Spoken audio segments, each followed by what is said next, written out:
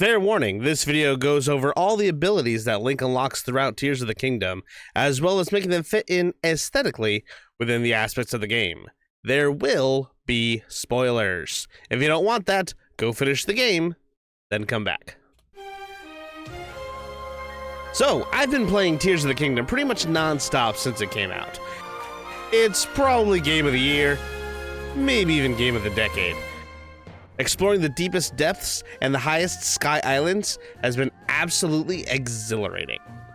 And yet, all I can think of is what would happen if, instead of waking up in the world of Hyrule, he woke up in the world of Pokemon. Link has a ton of unique and cool powers in Tears of the Kingdom, but there's over 1,000 Pokemon. So it got me thinking, can I build Link's perfect Tears of the Kingdom team? 6 Pokemon he could have that would replicate as much of his Tears of the Kingdom power set as possible, but also match into the aesthetics he uses in the game. Hello, I'm the Goofy Geek, and today we're building Link's Tears of the Kingdom Pokemon team. Starting things off, we need to identify Link's main powers in this game, those being Fuse, Ultra Hand, Ascend, Recall, and Auto Build. He also has the 5 Sage abilities, giving him strong physical water and fire attacks, a burst of wind to help him move around, and a powerful but inaccurate lightning attack, oh yeah, and a mech. Then there's also Link's gear, from his classic bomb arrows to his paraglider to his sword and shield. That's not a Pokemon reference, at least not intentionally, but you know. There are a lot to choose from, so let's get started with the obvious one. The Master Sword, the strongest weapon Link has in his arsenal and one of his greatest strengths, as first and foremost, Link is a swordsman. While it's tempting to give him a fellow blade master like Hyrule or Gallade, really the only choice is Aegislash. Aegislash is not only a literal sword for Link to wield, he also comes with a shield that can stop damage outright, just like Link deflecting a blow with the Hylian shield. And as a ghost type with Shadow Sneak, Aegislash can replicate Link's Ascend ability, letting him face 2 solid objects without difficulty.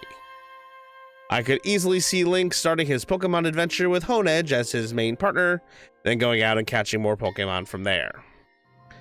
That said, Link gets his Fuse and Ultra Hand abilities early on in the game, so a Pokemon to represent them together makes sense. I originally considered Elgyem or Bronzor as they had kind of a Zonai vibe, but then as I played through and unlocked more abilities, like the Construct Link can summon, I realized there's a much better fit. Golurk. Not only is he able to learn telekinesis, not only does he learn a bunch of punching moves, Ultra Hand, Mega Punch, you know, not only does he look like the Construct, he has Zonai swirls in his actual design. I could even see Link's arm being replaced by Golurk's, and it would look pretty darn cool. He makes a great stand-in for just about anything Zonai related, down to the mechs that everyone else has been making as well, and he seems a natural fit for this version of Link. With Fuse and Ultra Hand, Ascend, and Auto Build covered, there's only one of his main abilities left, Recall. Thankfully, there's only a few time-traveling Pokemon, and like I said, Dialga doesn't really fit, but Celebi, on the other hand, is perfect. Not only can Celebi zip to the item and roll it back through time for him, fairies are pretty heavily featured in Zelda games in general, and can be used to flat out stop you from dying, making them vital to have in your inventory. Plus, I can almost literally see Celebi bringing Zelda the Shattered Sword at the start of the game, and given that Recall comes from Zelda, Celebi seems like a pretty Zelda Pokemon. I think that it makes Celebi an excellent fit. Speaking of that inventory, there are also a few more classic items that Link still needs, like the paraglider that stops him from falling to his doom on the regular. Between that and the Sage ability that helps him get a boost, it makes sense to me that he should have a flying Pokemon, but maybe not one big enough to necessarily ride on the back of, as Link tends to glide, not fly.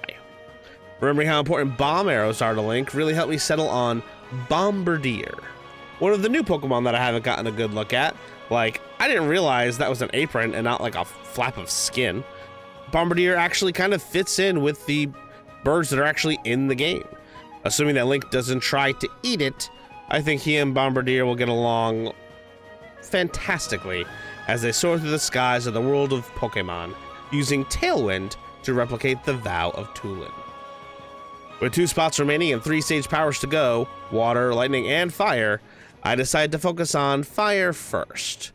When using the Vow of Yunobo, the spirit curls into a ball and launches himself, so roly-coly was my first thought. But he doesn't really match the Tears of the Kingdom aesthetic. Like, he's a great Goron Pokemon, but I don't know if he matches Link's look. But a fire Pokemon that does match the Link look is Rapidash.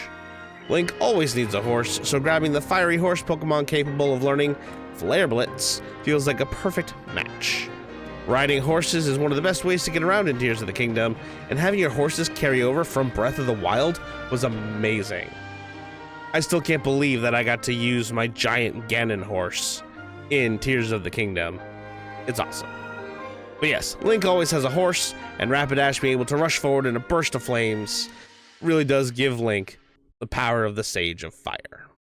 That does leave us with only 1 spot left, but thankfully, the last Pokemon will not only cover both of his remaining abilities, but it will fit incredibly well with the feeling of the game.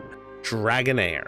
With Farouche, Dinral, Nadra, and the new Light Dragon, Dragonair definitely fits with the vibes, and being able to use Aqua Tail and Thunder for the vows of Sidon and Riju works almost too well.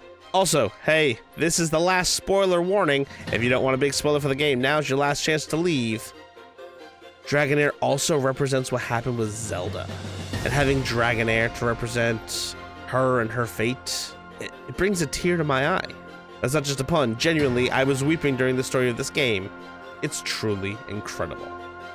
But yes, those are 6 Pokemon that I think would work best for getting Link back up to his full Tears of the Kingdom power set should he wake up in the world of Pokemon. Now he should be ready to terrorize the various Pokemon regions as he tries to speedrun through Kanto and beyond. If you want to see more Pokemon teams for other video game characters, like the video and subscribe so I know that you want more content like this. Now, time to go back to Tears of the Kingdom.